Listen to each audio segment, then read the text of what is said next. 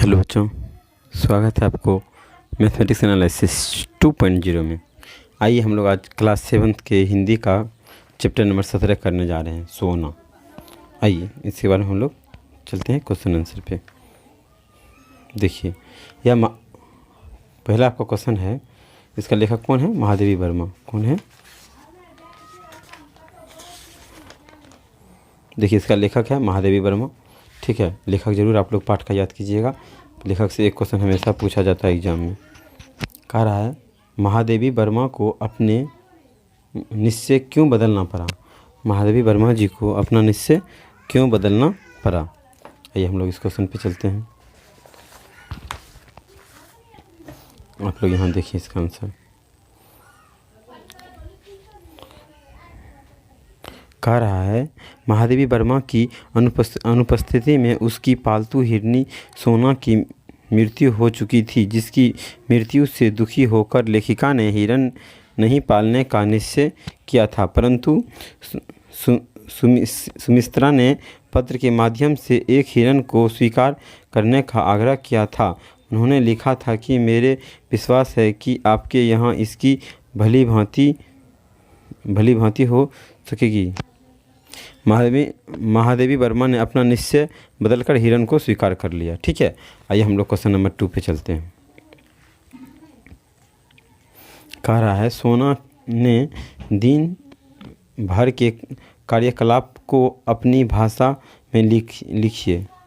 रात में लेखिका का सहचर्या के बाद प्राप्त होते हैं।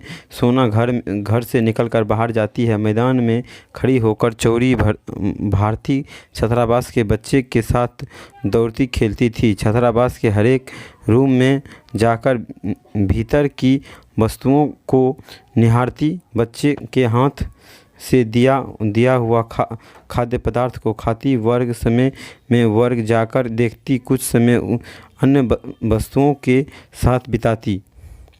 मैदान में घास खाती तथा दूध चना प्रेम से खाती भी। कुछ समय अपने अन्य पशु जीवों के साहचर्य में बिताती थी। कह रहा है उतना जीवन जो था क्या छात्रावास के बच्चे के साथ खेल के बिताती थी, और कुछ समय जो था मैदान में अन्य जीवों के साथ क्या करती थी? खेलती थी। ज़्यादातर वो कहाँ छात्रावास के बच्चे के साथ खेलती थी। कह रहा है सोने को छोटे बच्चे क्यों अच्छे लगते थे? आइए क्वेश्चन नंबर 3 का है। छोटे बच्चे उसके साथ खेलते थे, दौड़ते थे, जिससे उससे प्यार करते थे, अतः सोने को छोटे बच्चे अच्छे लगते थे। आइए भाव स्पष्ट कीजिए वाला हम लोग चलते हैं। देखिए आपका पहला क्वेश्चन है हिरन के 3-4 दिन के बच्चे को लेखिका के पास न लाया जाता। इसका आप लोग इसका देखिए।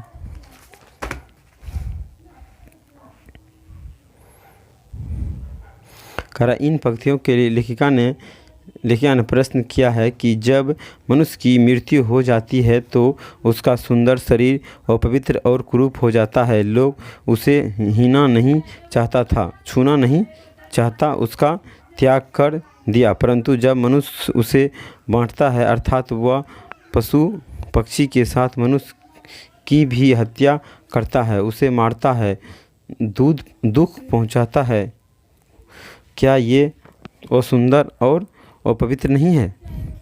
आइए हम लोग क्वेश्चन नंबर 2 पे चलते हैं। कह रहा है पशु मनुष्य के निश्चल स्नेह से परिचित रहते हैं, उसकी ऊंची नीची सामाजिक स्थितियां से नहीं। आइए चलते हैं हम लोग करें। इन पंक्तियों में लेखिका ने प्रेम के सत्य को प्राप्त करने की बात बताई है। पशु पक्षी मानव के निश्चल प्रेम से परिचित होते हैं। ये उस मनुष्य के पवित्र अपना स्नेह प्रकट करते हैं। मनुष्य चाहे ऊंची जाति हो या नीची जाति का, खरा मनुष्य ऊंचा जाति का हो या नीचा जाति का, चाहे अमीरी हो या गरीब, वह केवल प्रेम स्नेह की भाषा समझते हैं। आइए हम लोग इसका तीसरा भावार्थ है, एक और है। कह रहा है क्या होता यदि हिरन के 3-4 दिन के बच्चे को लेखिका के पास ना लाया जाता।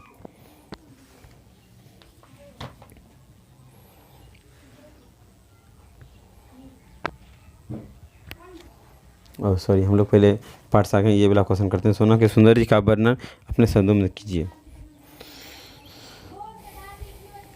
करा सोना महादेवी वर्मा जी के यहाँ पालने वाली हिरन थी, जो हिरन शावक के रूप में वर्मा जी के घर लाई गई थी। सोना का रंग सुनहरा था, अत्यंत कोमल, मखमल जैसा मुलायम उसकी रोएं थी।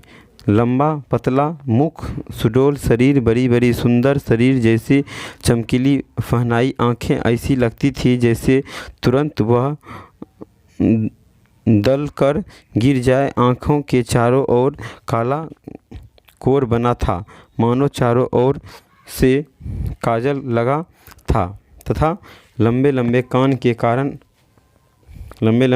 के कारण अत्यंत सुंदर लगता था। ये जो था क्या, इतना कोमल शरीर था, लंबा लंबा काल था, जो देखने में क्या लगता था, बहुत एट्रैक्टिव लगता था, मतलब सुंदर लगता था। यही क्वेश्चन नंबर 2 चलते हैं। कर रहा है,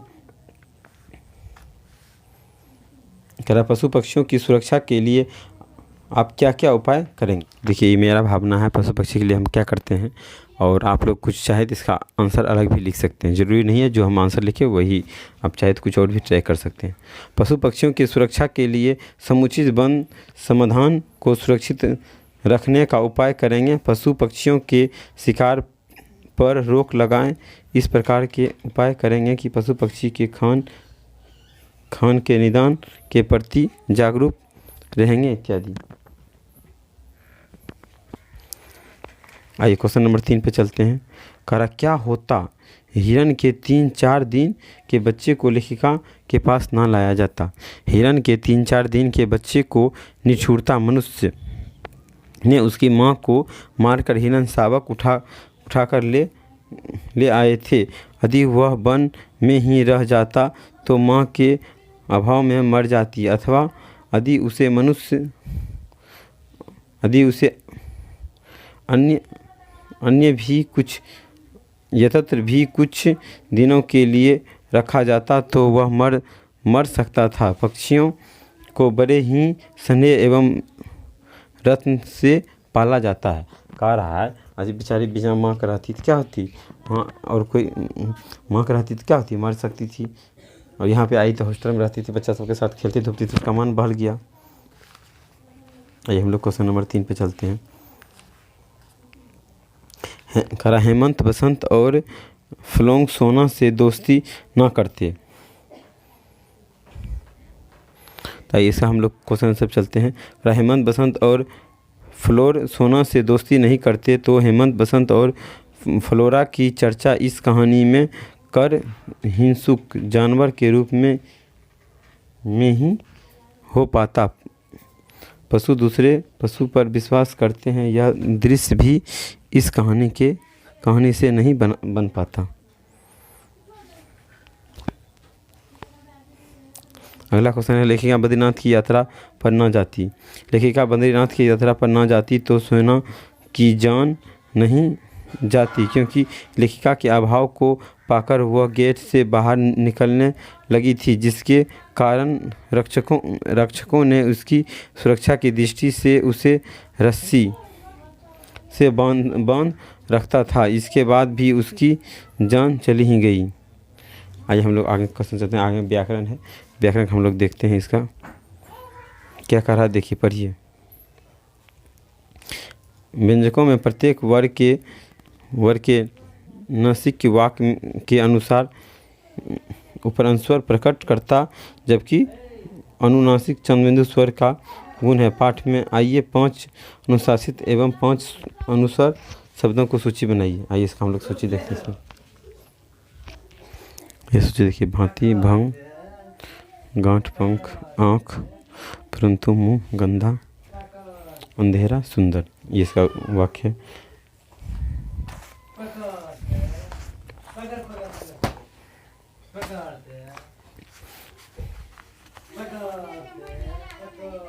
कहा इन वाक्यों में रेखांकित शब्दों के कारक चिन्ह की पहचान कीजिए।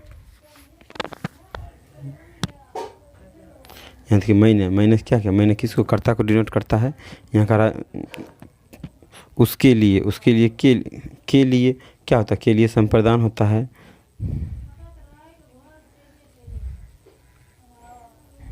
के लिए संप्रदान होता है।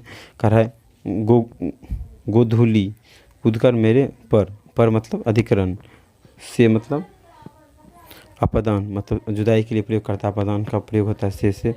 अरे मतलब अरे संबोधन के लिए करता है। मेरे दृष्टि से सोना को खोजने मतलब क्या होता है, खोजने कर्म खोजने किस पे, कर्म पे जाएगा। कई बार दो अजी आपको व्याकरण में दिक्कत होगा तो आप लोग कमेंट कीजिएगा, हम लोग व्याकरण पे भी वीडियो एक बना देंगे। कई बार दो शब्द मिलाकर भी एक शब्द बनते हैं, जैसे छात्र जोर आवास यानी छात्रावास। इसी तरह इसका वर्ड बनाना है। देखिए नरजोर इंद्र बराबर नरेंद्र, विद्याजोर अलय बराबर विद्यालय, दर्जोर नाक बराबर दर्दनाक, रसोई जोर घर बराबर रसोई। Thank you for watching. आप लोग को वीडियो देखने के लिए बहुत बहुत धन्यवाद। आप लोग पूरा वीडियो देखिए और लाइक और सब्सक्राइब जरूर कीजिए ताकि हम मोटिवेट हो और आपके लिए अच्छे अच्छे वीडियो लाएँ। Thank you.